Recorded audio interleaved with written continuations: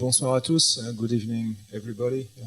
C'est un plaisir d'être ici cet après-midi et de partager ce moment portuaire qui fera écho, je pense, à un certain nombre de présentations qui ont été faites tout à l'heure, que ce soit par nos voisins caribéens ou nos interlocuteurs plus proches de nous en Martinique.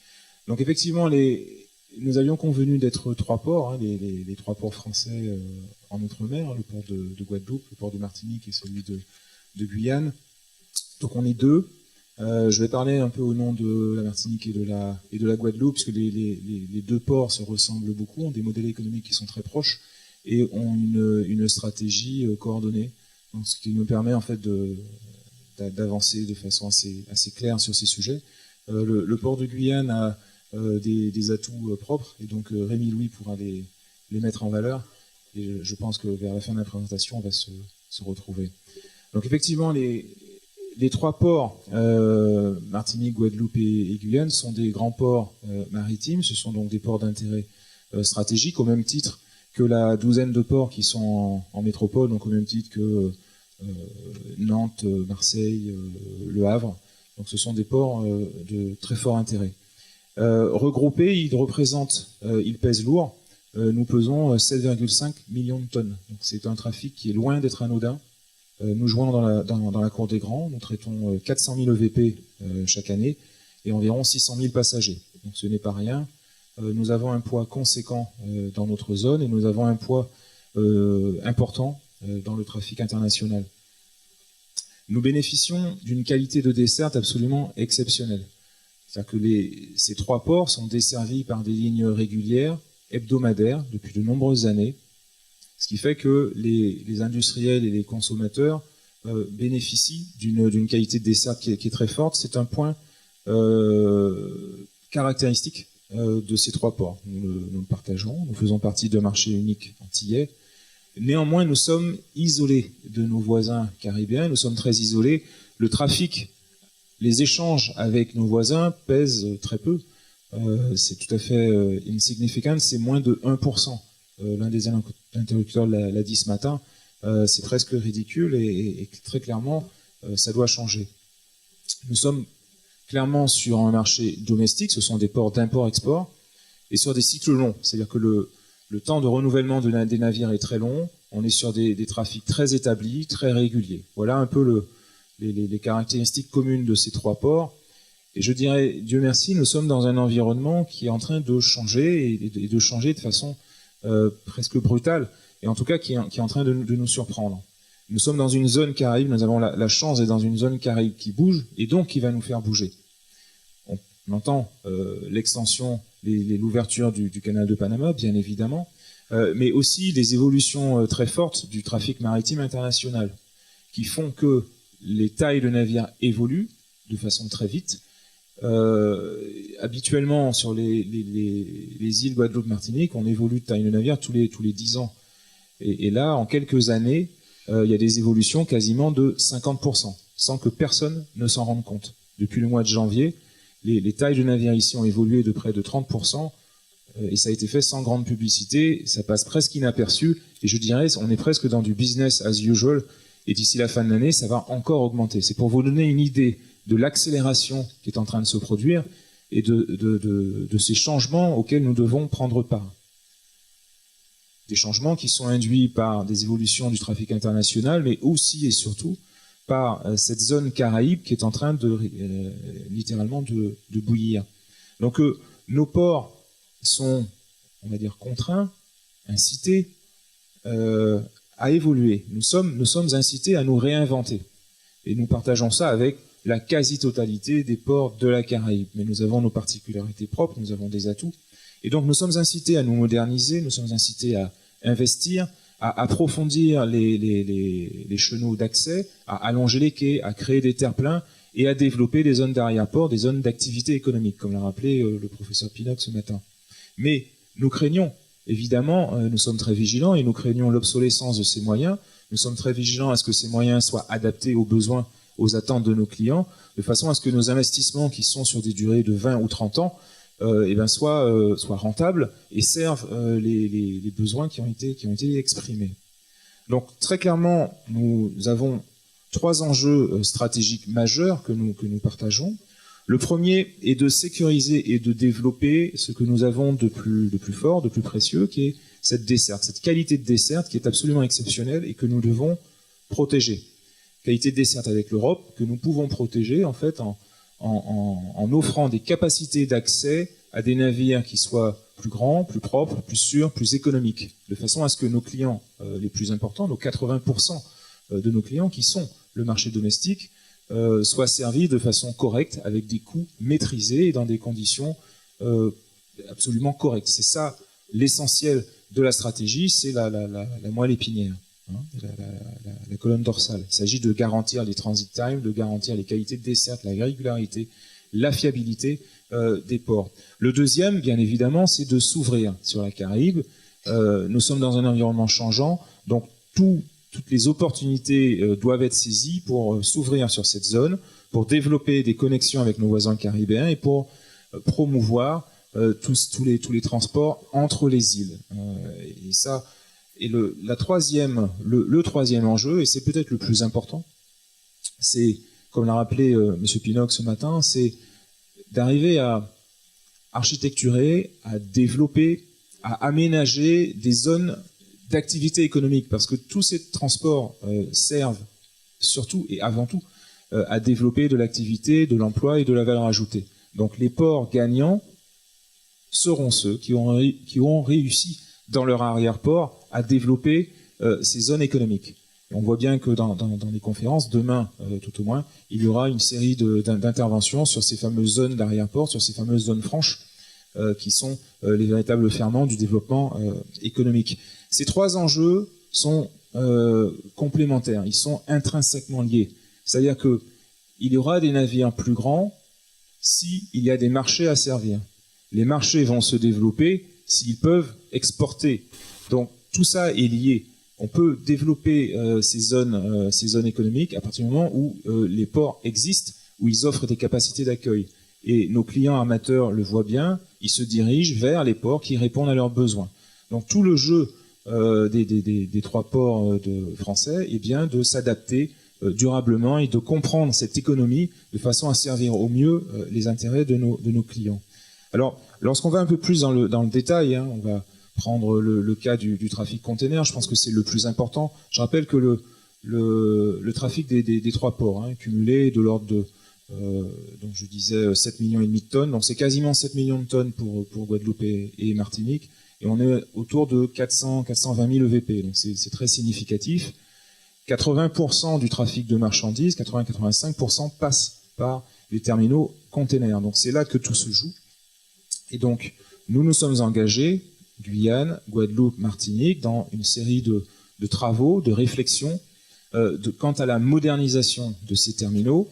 Il s'agit, côté maritime, d'adapter nos infrastructures aux navires, j'allais dire de demain, non, aux navires d'aujourd'hui. Ce sont des navires qui sont plus grands, qui ont des capacités d'emport qui sont plus importantes et qui ont des besoins en tirant d'eau, en profondeur d'eau plus importantes. Donc il s'agit d'investir de façon il s'agit d'investissements très lourds quant aux infrastructures, les outillages, les accès, mais aussi et surtout les méthodes opérationnelles. C'est-à-dire qu'il faut développer la fiabilité, la flexibilité des ports. Il s'agit que quand les navires touchent les ports, ils soient absolument certains d'être servis dans des temps records. On mesure l'efficacité des ports en nombre de containers traités par heure. C'est ça qui est vraiment important. Et pour arriver à remplir les critères de nos clients, nous devons travailler sur nos infrastructures, mais aussi et surtout sur nos méthodes de travail et sur notre efficacité. Donc, on voit bien qu'il s'agit au niveau des lignes maritimes, de nos clients en lignes maritimes, de les servir, de sécuriser et de développer cette qualité de desserte, tout simplement pour pouvoir maîtriser les coûts de transport. On ne le fait pas pour faire simplement plaisir à nos clients, on le fait parce que très clairement, le fait de mettre des navires de plus grande taille permet de baisser les taux de fret.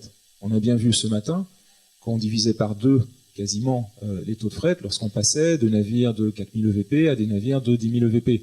Alors, c'est un exemple, puisque ici, on va passer de peut-être 2000 EVP à 4000 EVP.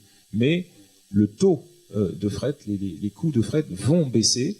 Et donc c'est pour ça que les ports investissent de l'argent public pour que ça revienne à la collectivité. Nous servons nos clients finaux en développant les capacités portuaires et en les adaptant aux besoins de nos clients. Donc j'aurais beaucoup aimé continuer à vous parler des zones d'activité économique. Hein. C'est un sujet qui est très, très cher à la Martinique, hein, au cœur de la Martinique. Mais comme on est en interportuaire, je vais laisser Rémi Louis vous parler de ces zones d'activité, des critères d'environnement et de plein d'autres sujets. Merci Jean-Rémy. Bonjour à tous et merci de nous accueillir ici. Quand j'ai reçu l'invitation d'ailleurs de Madame Casanova, depuis ça fait quelques mois qu'on parle de cela, plus de mon collègue du Grand Port Maritime de la Martinique, c'est avec grand plaisir que la Guyane a voulu honorer cet événement martiniquais dans la mesure où nous sommes bien ici et vous êtes aussi chez vous en Guyane. Eh bien donc pour parler du Grand Port Maritime de la Guyane, effectivement, bon, par rapport à vos stratégies caribéennes sur l'axe Est-Ouest, Pacifique, Atlantique occidental, il est bien évident que nous sommes en dehors de ces routes. Hein, puisque vous voyez la Guyane, nord de l'Amérique du Sud, nord Brésil, Amazonie, nous sommes plutôt sur un axe nord-sud, Europe, Amérique, avec un certain nombre de difficultés évidemment liées à notre environnement maritime, naturel, qui est les limites de tirant d'eau qui permettent l'arrivée de navires très importants sur notre territoire. Globalement, 7-8 mètres de profondeur d'eau aujourd'hui font qu'effectivement, ces grandes stratégies dans la Caraïbe sont un petit peu particulières et que nous avons une stratégie tournée surtout sur notre environnement immédiat concernant les questions de concurrence. Notre concurrent naturel, c'est le Suriname, pas le Brésil, puisque nous avons à la frontière est le Brésil avec l'État d'Amapá, plus le Pará, avec lesquels la concurrence est plus difficile. Et par ailleurs, le port de Guyane, le plus petit, alors vous allez vous souvenir de moi, en tout cas du port, parce que nous sommes le plus petit des grands ports de France. Donc ça, c'est un critère. Voilà, le plus petit des grands ports, néanmoins avec des atouts. C'est que notre population aujourd'hui, c'est 240 000 habitants officiellement. Vous connaissez la problématique guyanaise. Nous, Guyanais, on dit qu'officiellement, on doit être 300 000. Enfin, l'État nous dit non, vous êtes 250 000. Bon, bref, 240 000 officiellement aujourd'hui, mais c'est un territoire avec 4,5% de taux de progression de natalité annuelle. Vous voyez le genre. Ça veut dire que dans quelques années, nous aurons largement dépassé les 300 000 à 400 000 habitants. Le nord de la Guyane va être la plus grosse population de la Guyane dans les 10 ans qui viennent. Et donc, nous avons là des potentiels énormes en termes donc, de marché, premièrement, et en termes d'activité à venir sur ce territoire. Alors, nous n'avons pas l'atout des exceptionnels navires. Moi, je parle d'hypertrophie des navires. Hein. 20 000 boîtes sur un navire, ça ne rentre pas chez nous. 5 000 boîtes sur un navire, ça ne rentre pas chez nous. Pour autant, la Guyane a de nombreux atouts. Nous avons de l'espace, nous avons du foncier, et par rapport à cela, et nous avons des activités industrielles émergentes, notamment de gros projets miniers, de gros projets industriels divers et variés, qui font qu'aujourd'hui, le secteur portuaire est un atout. Parce que je crois que même chez vous, il ne faut pas simplement voir le port comme l'endroit où on fait venir des bateaux et des containers. C'est un endroit où on crée de la valeur ajoutée. Ça doit être un endroit où on crée également de l'emploi. On parle des dockers, etc., trop nombreux, etc. Mais au-delà de ça, il faut créer de l'emploi dans ce pays. Il faut créer de l'emploi dans nos régions. Donc, nous devons aussi être des vecteurs de création d'activités et d'emploi. Et par rapport à cela, eh bien, nous avons des stratégies foncières. Dans le nord-ouest de la Guyane, nous sommes en train d'avoir une influence portuaire pour un port énergétique que nous voudrions installer là-bas. À l'est, vers le Brésil, un port à sec à la frontière du pont de l'Oyapock, qui n'est pas encore ouvert, mais qui nous donnera le seul lien entre le CARICOM et l'Europe. Ça sera ce pont sur l'Oyapock au Brésil, qui fera vraiment ce lien entre le CARICOM et l'Europe. Et nous avons un port à sec en prévision là, avec une influence portuaire que nous essayons de mettre en place. Donc cette stratégie foncière, elle est très importante. Elle doit nous permettre de rentrer dans la stratégie de valeur ajoutée et d'augmentation du PIB, du produit intérieur brut de nos régions. Et avec cela, territoire immense, immense espace, capacité portuaire énorme là où nous sommes, puisque le grand port maritime, c'est Dégradé-Cannes et c'est Kourou, le port de Kourou, où viennent les éléments de la fusée. Ça fait partie du grand port, mais aussi, de fait, un certain nombre d'obligations, notamment en termes environnementaux. Les projets stratégiques des grands ports prévoient un 4e volet, qui est un volet environnemental extrêmement précis, strict, contrôlé par l'autorité environnementale, qui débarque d'abord chez nous avec des gens qui sont vraiment à notre disposition pour travailler avec nous à la mise en œuvre d'une stratégie environnementale respectueuse d'un certain nombre de grands principes, ce que font les ports. Alors, juste une petite anecdote, si je peux me permettre, j'ai un petit peu de temps. Je suis ancien membre du Conseil économique, social et environnemental. J'ai fait un rapport qui s'appelle « Les ports ultramarins au carrefour des échanges mondiaux ». Et lorsqu'il y a eu le vote, 233 conseillers, dont moi-même, lorsqu'il y a eu le vote, je n'ai eu aucun vote des gens de l'environnement. On dit, ouais, mais dans vos pays, vous massacrez l'environnement. J'ai dit, mais on ne massacre pas l'environnement chez nous. Les ports maritimes essayent au contraire de préserver l'environnement. Donc il y a une incompréhension, des non-dits, et il faut que là-dessus, on fasse un travail de communication, de visibilité, pour bien montrer qu'un port maritime n'est pas là détruire, faire passer des choses polluantes, etc. Nous cherchons à respecter les normes environnementales dans nos ports, notamment en Guyane, par rapport à un certain nombre de stratégies que nous avons.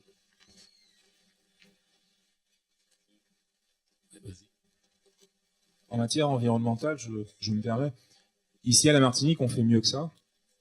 On a réussi à créer une extension de terre-plein de 3 hectares sans dragage ni remblai hydraulique. C'est-à-dire qu'on a réussi à mettre en œuvre des méthodes nouvelles, scientifiques, à mettre en œuvre des modes calculatoires qui permettent aujourd'hui donc de créer un port en gagnant sur la mer sans avoir à draguer et sans avoir à prélever de matériaux sous-marins. Donc c'est une première, je pense qu'on peut tous en être fiers. Donc ça veut dire que nous avons des critères environnementaux qu'on essaye d'adresser très en amont dans les projets, mais voilà, la créativité, on va dire, des ingénieurs et la recherche permet d'aller au-delà de ces normes, et aujourd'hui, on a un exemple d'un grand port maritime qui peut s'étendre sans contraindre et sans toucher à son environnement. Donc je pense que ça méritait d'être dit. Je vous rassure, le rapport a été voté quand même, hein, largement. Hein. Bon, néanmoins, c'était quand même à noter, parce qu'en fait, il y a une certaine vision négativiste là-dessus, également en matière sociale. La CGT, les syndicats n'ont pas adhéré. Pourquoi ? Parce qu'à Mayotte, il y a des difficultés au niveau du port de Mayotte. Donc, ils ont considéré qu'on était des méchants et que les ports étaient méchants avec les personnels portuaires. Ça n'est pas le souhait des ports. On est là pour créer également cette activité et d'avoir ce maillage avec le territoire. La collectivité territoriale de Guyane, qui est d'ailleurs membre du conseil de surveillance, joue un rôle important, en tout cas pour la Guyane, puisque nous sommes en train de mettre en place des acquisitions foncières de la collectivité d'ailleurs, un certain nombre d'acquisitions de l'État, pour créer ces zones d'activité. Alors, simplement, globalement, que ce soit chez vous ou chez nous, moi je pense qu'aujourd'hui, on ne raisonne plus en termes d'avantages comparatifs. Vous savez, avant, c'est là où on était moins cher, mais c'est là qu'on allait chercher les marchandises. C'est fini, ça. Avec le gigantisme, avec les économies d'échelle, là où on produit le plus, en plus grand nombre, c'est là que les navires vont chercher les marchandises. Ce qui vous donne les mastodontes d'aujourd'hui, qui, bien sûr, pourront passer par Panama, donc alimenter toute la côte est des États-Unis, rentrer dans la Caraïbe et faire ce phénomène de feedering, parce que ces très gros bateaux ne rentrent pas chez vous, ne rentrent pas chez nous. Donc, il y a effectivement ce cascading qui fait qu'aujourd'hui, les ports doivent s'adapter. Alors, globalement, notre problématique aujourd'hui, c'est de maintenir notre rang. Il faut qu'on maintienne notre rang. Alors, pour maintenir notre rang, nous sommes des grands ports maritimes, donc c'est-à-dire des établissements publics de l'État. Et à ce titre, ce qu'on pourrait dire, un peu l'annonce qu'on peut faire, je le ferai moi, parce que Jean-Rémy est puissance invitante, donc ce serait mieux que ça quelqu'un d'autre qui le dise. Très bientôt, vous aurez ici, donc le 2 juin, ce qu'on appelle le Conseil de coordination interportuaire Antilles-Guyane, qui montre bien que ces 3 ports, avec des stratégies un petit peu particulières en fonction de nos problématiques régionales, ou en tout cas de bassin, ont des structures de travaux en commun qui peuvent fédérer les actions, notamment leur stratégie portuaire dans le bassin Caraïbe et dans le bassin amazonien pour la Guyane. Donc le Conseil de coordination interportuaire, qui est présidé par le directeur général de l'Outre-mer, avec les 3 préfets, les 3 présidents de conseil de surveillance des ports, les 3 présidents de directoire, des personnalités qualifiées, Madame l'ambassadrice déléguée à la coopération. Alors, dans mon rapport au CESE sur les ports, j'ai parlé un peu de l'ambassadrice, hein, pas vous, Madame, enfin le poste, la fonction, en disant que le fait d'avoir mis l'ambassadeur délégué à la coopération dans le Conseil de coordination interportuaire montrait bien qu'il y avait une volonté de l'État, eh bien, de cette ouverture en termes de coopération des ports sur leur environnement immédiat. Et ça, c'est très important pour nous. Donc, ce conseil va se réunir très bientôt.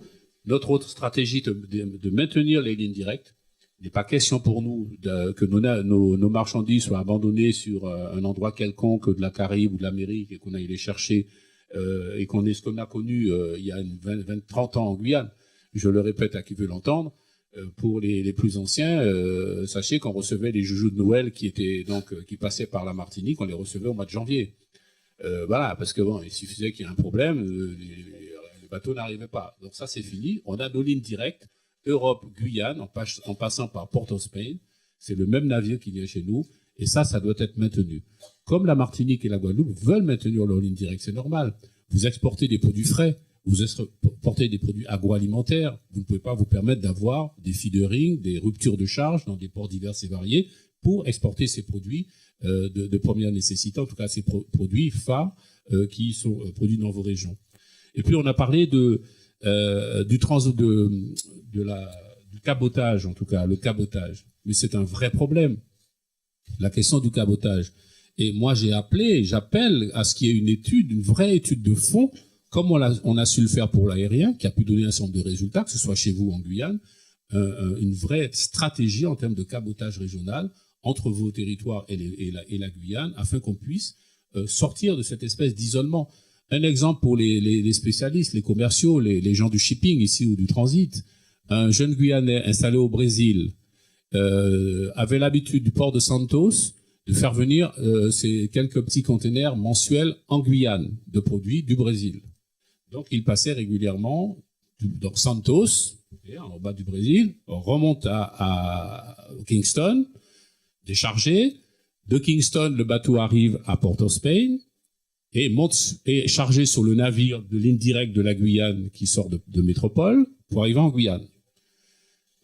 4 800 euros, 5 600 dollars. 5 600 dollars. Alors qu'un conteneur de Santos, en passant par Panama pour aller dans le Pacifique, 650 dollars. Et fait nouveau, on supprime la ligne sur Belém. Donc ce malheureux se retrouve avec une proposition de prix. Je ne sais pas si la CMA est là. Le représentant de Guyane il a fait son mea culpa, il a essayé de chercher des solutions. On lui a demandé de faire le tour, parce que c'est que nos navires guyanais font métropole, Antilles, Port-of-Spain, Guyane, Bessem, en tout cas Vila do Conde aujourd'hui au Brésil, c'est plus Belém, Vila do Conde. Ça descend ça va donc à Algeciras, en Espagne, et ça remonte. Donc nous avons ce tour permanent. Donc 6 navires qui font le tour, si bien qu'on a un service régulier pratiquement tous les 10 jours. Mais donc on lui a proposé de mettre sa marchandise sur ce bateau pour faire le tour, repasser par l'Europe pour revenir en Guyane. C'est pas sérieux. Donc je crois qu'il faut vraiment qu'on travaille sur cette notion de cabotage et que nous soyons aidés par l'État, les collectivités. D'ailleurs, la collectivité de Guyane est très en pointe là-dessus, puisqu'on est en train de travailler avec eux pour avoir un financement de programme Amazonie, afin de pouvoir mettre en place ce dispositif. Dernier point. Il faut conclure. Oui. D'accord. Dernier point que je voudrais voir avec vous, c'est la question du financement. Les présidents des RUP, les régions ultrapériphériques, la dernière réunion, c'était en Guadeloupe, c'est la Guyane qui préside maintenant, donc on va essayer de travailler là-dessus. Il faut vraiment qu'il y ait un programme de financement au niveau européen porté par les présidents des RUP de l'Atlantique.